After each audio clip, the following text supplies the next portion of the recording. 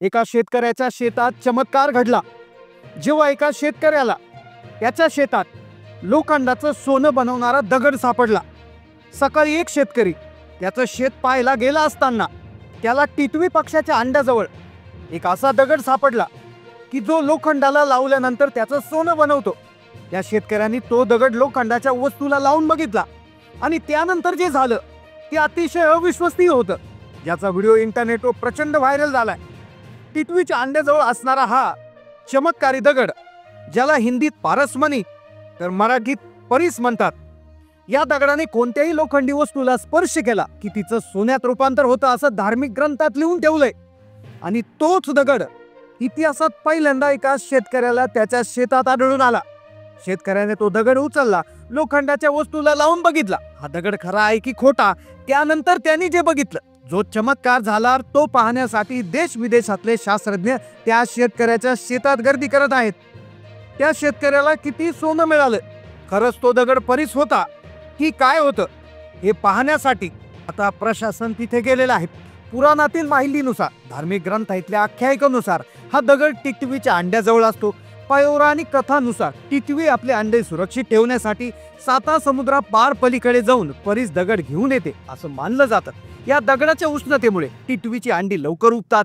याच काळामुळे या शेतकऱ्यात टिटवीच्या अंड्या शेजारी तो लाल रहस्यमयी दगड सापडला। ही केवळ अंधश्रद्धा आहे की यामध्ये शास्त्रीय आधार आहे हे जाणून घेण्यासाठी शेतकऱ्याने तात्काळ तो दगड उचलला, लोखंडाच्या वस्तूला जाऊन पाहिला आणि झाला सगळ्यात मोठा जबरदस्त चमत्कार। लोखंडाला दगड लावून पाहिल्यानंतर या शेतकऱ्याला किती सोनं मिळालंय। गावातील लोक आता त्या दगडाच्या दर्शनासाठी शेतकऱ्यांच्या शेतात रांगा लावत आहे। ही गोष्ट इतकी व्हायरल झाली की स्थानिक प्रशासनाने देखील याची दखल घेतली। तज्ञांची टीम त्या दगडाची पाहणी करण्यासाठी आता गावात येणार आहे। एका रात्रीतच हा दगड प्रचंड व्हायरल झालाय। मग या दगडामागे नेमकं काय असतं, याविषयी पुराणात काय सांगितलं, त्या शेतकऱ्यांनी लोखंडाला तो दगड लावल्यानंतर त्याला किती किलो सोनं मिळालं, हा टिटवी पक्षी हा दगड आहे तो कुठून आणते, किती दिवस त्या अंड्याजवळ ठेवते, आपल्या पुराणात नेमकं काय लिहिलेलं आहे, हा दगड जर तुम्हाला दिसला तर तो कसा ओळखायचा आहे, या संपूर्ण घटनेवर आपण प्रकाश टाकणार आहोत। टिटवी हा जो पक्षी आहे तर त्याचे अंडे उबवण्यासाठी हा दगड 7 समुद्रापलीकडून घेऊन येते अशी आख्यायिका पुराणामध्ये लिहिलेली सापडते। पण टिटवी पक्षाबद्दल जर आपण माहिती घ्यायला गेलं, कारण की टिटवी पक्षामध्ये या दगड आणण्यामध्ये खूप महत्त्वाचा वाटा आहे। टिटवी पक्षाची अंडी एका शेतकऱ्याने त्याच्या शेतात बघितली, त्याला ती अंडी आढळली। शेतामध्ये एक छोटासा खड्डा केलेला होता, त्या खड्ड्यामध्ये 4 अंडी पडलेली होती। 4 अंडी पडल्यावर त्यांनी पाहिलं, अंडी शेजारी त्याला एक असा दगड बघितला की तो दगड इतर दगडांपेक्षा वेगळा आहे। मग तो दगड त्याच्या शेतात कुठेच नव्हता, आसपासच्या 20 किलोमीटर अंतरामध्ये असा कुठे दगड नव्हता। असा विचित्र दगड त्याला तिथे आढळला। त्याला ते माहिती होतं की हा दगड कदाचित तो परीस दगड असू शकतो, पण टिटवी असा पक्षी आहे, त्याला माहिती होतं की टिटवी पक्षी कधी झाडावर बसत नाही आणि भारतामध्ये तो सर्वत्र आढळतो। त्याची घरटी तुम्हाला जमिनीवर पाहायला मिळतात, जमिनीतील मुरमाड ठिकाणी त्यांची घरटी असतात। आपल्या शास्त्रात धर्मामध्ये असंही सांगितलं की टिटवी पक्षी जर कधी झाडावर बसला तर त्या दिवशी पृथ्वीचा विनाश होणार असंही सांगितलेलं होतं। त्या शेतकऱ्याला ते सगळं माहिती होतं। आता त्याला कदाचित पाहून आश्चर्य वाटलं, पण एक आध्यात्मिक संदर्भ जो आहे जो याच्याविषयी देण्यात आला आहे तो आपण सगळ्यात आधी जाणूया। मग त्या शेतकऱ्याने लोखंडाच्या वस्तूला लावल्यावर किती सोनं मिळालं याकडे येऊयात। आता पहा, शेतकरी काय झालं, एक दिवस सकाळी सकाळी त्याच्या शेतात कामाला जात होता। कामाला जात असताना त्याच्या शेताच्या बाउंड्रीजवळ त्याला एक खड्डा दिसला। त्या खड्ड्यामध्ये 4 अंडी आहेत असं दिसलं। त्या अंड्याच्या शेजारी लाल कलरचा एक दगड दिसला। आता हा लाल कलरचा दगड पुराणात सांगितल्याप्रमाणे हा लाल कलरचा दगड पारस पत्थर असू शकतो किंवा पारस मणी असू शकतो। मग हा लोखंडाला त्याने लावूनही बघितला, त्याला किती किलो सोनं मिळालं, कारण की लोकांच्या रांगाच्या रांगा त्याच्या घराभोवती लागत आहे। प्रशासन देखील त्याची दखल घेतलेली आहे।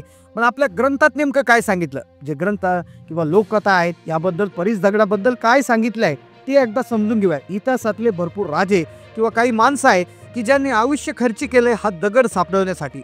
झालं असं 200 वर्षापूर्वी महाराष्ट्राच्या घनदाट जंगलात शिवालय नावाचं एक छोटंसं गाव होतं। हे गाव खूप शांत निसर्गरम्य होतं। पुराणात सांगितलेली ही कथा नक्कीच परीस या दगडाविषयी क्लिअर कट आपल्याला सांगणार आहे। गरीब कुटुंब होतं, तिथले लोक शेती करायचे, लाकूड तोड करून कसं बस आपलं पोट भरायचे। त्या गावात माधव नावाचा एक तरुण आणि एक प्रामाणिक ब्राह्मण राहत होता। त्याला एकुलती एक मुलगी होती राधा, ती आता विवाह योग्य झाली होती। माधवने तिच्यासाठी लग्नाच्यासाठी जेवढं पाहिजे तेवढं धन नव्हतं. एकदा माधव शिवशंकराच्या मंदिरात गेली. त्यांनी नम्रपणे प्रार्थना केली की हे देवादिदेवा, माझ्या मुलीच्या लग्नाची चिंता मला सतवत आहे. कृपा करून मला काहीतरी मार्ग दाखवा. त्या रात्री शंकरांनी माधवच्या स्वप्नात येऊन सांगितलं, माधवा, वृंदावनाला जा, तिथे तुला सनातन गोस्वामी मिळतील. ते तुला धनप्राप्तीचा मार्ग दाखवतील. दुसऱ्या दिवशी माधव वृंदावनकडे त्याने प्रस्थापन केलं. अनेक दिवसाच्या प्रवासानंतर तो सनातन गोस्वामीच्या आश्रमात पोहोचला. त्याने गोस्वामींना आपली व्यथा सांगितली. मुलीच्या लग्नासाठी धन मागितले. गोस्वामींनी शांतपणे माधवला सांगितलं. म्हणाले, माधवा, इथूनच जवळ यमुनेच्या काठी जुनी विहीर आहे. तिच्या तळाशी तुला एक लोखंडाचा पत्रा मिळेल. तो पत्रा घेऊन ये. माधवने गोस्वामीच्या साधण्यानुसार विहिरीच्या तळाशी जाऊन तो पत्रा काढला. तो पत्रा घेऊन ते परत गोस्वामींकडे आला. गोस्वामी त्या पत्राला एका विशेष दगडाचा स्पर्श केला आणि म्हणाला, माधवा, हा पत्रा आता सोन्याचा झालाय. घेऊन जा आणि तुझ्या मुलीचं लग्न आनंदात कर. लोखंडाचा पत्रा सोन्याचा झाला होता. आता माधवला प्रश्न पडला की तो दगड नेमकं कोणता आहे की जो गोस्वामींनी तो दगड लावल्यानंतर लोखंडाचं सोनं झालं. तो अत्यंत आनंदाने सोन्याचा पत्रा घेऊन घरी परतला. त्याने आपल्या मुलीचं लग्न थाटामाटाने केलं. आता ही कथा आपल्याला काय शिकवते की खरा आशीर्वाद हा भौतिक संपत्तीत नसतो, तो आपल्या श्रद्धेत आणि प्रयत्नात असतो. सनातन गोस्वामींनी केवळ एक त्याला माध्यम दिलं होतं. त्या श्रद्धेने प्रयत्नाने त्यांना यश मिळालं. आणखी एक कथा आहे या दगडाबद्दल. एका राजाला एक असा वर मिळतो की तो ज्या गोष्टीला हात लावेल ती गोष्ट सोन्याची होईल. आणि त्यामध्ये देखील ब्रह्मदेवाने त्या राजाला एका ठिकाणी वर दिलेला असतो. त्या राजाची फजिती होती. अन्नाला हात लावला की अन्न सोन्याचं होतं. पाण्याला हात लावला की पाणी सोन्याचं होतं.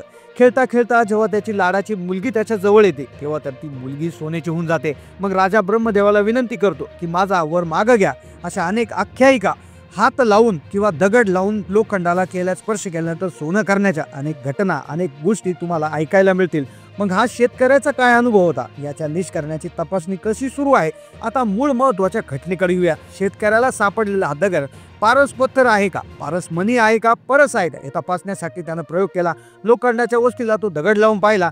तुम्हाला माहित आहे की त्याला किती सोनं मिळालं याची माहिती आपण पुढे घेऊया. तुम्ही कल्पना करू शकता हा दगड जर खरंच पारस पत्थर असेल तर तो शेतकऱ्याचं आयुष्य कसं बदलेल. केवळ नाहीतर या घटनेची सरकार देखील आता दखल घ्यायला लागलेलं आहे. आता पहा, या घटनेमागं शास्त्रीय आणि काही शास्त्रीय आधार आहेत.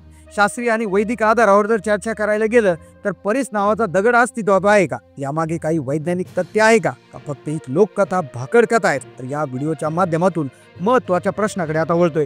काय झालं, इंटरनेटवर सर्च करता करता काही गोष्टी आढळल्या. आपण भारतीय पुराणात काही नोंदी आहे, पण त्याचबरोबर मध्ययुगीन काळामध्ये युरोपामधील देखील एक प्रकारचा दगड होता.